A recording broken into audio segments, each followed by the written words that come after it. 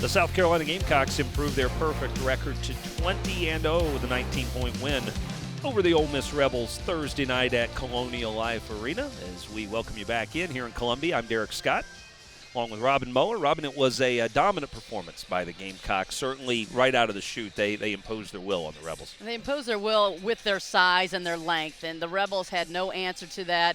Elena Coates and Asia Wilson starting off very strong, causing chaos on the defensive end, and certainly making Ole Miss pay on the offensive end. Rebels were worried most of all tonight about handling offensive rebounding. They gave up 4 in the first 5 minutes, and that was a harbinger of things to come as we get a look at some highlights, starting with Asia Wilson. It was all Asia Wilson early. She had the first couple buckets, and as I mentioned, exerting their size and their will on the offensive end.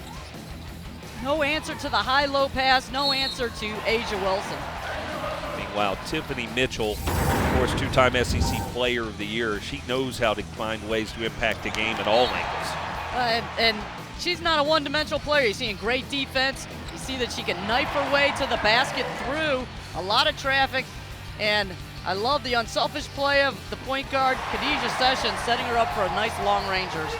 Ole Miss was behind early, but boy, Chandrika Sessa put on a heck of a performance tonight as she scored 26 of the Rebels' total of 62 points. Just too short of her career high, and she did it from a variety of spaces on the floor, but predominantly as that drive, that pull-up jumper, and here even reading the ball coming off the rim, finishing on the rebound.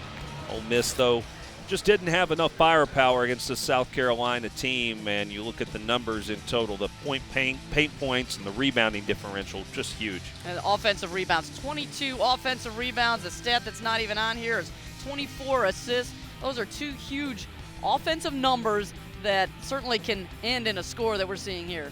So South Carolina stays perfect at home for 44 consecutive games.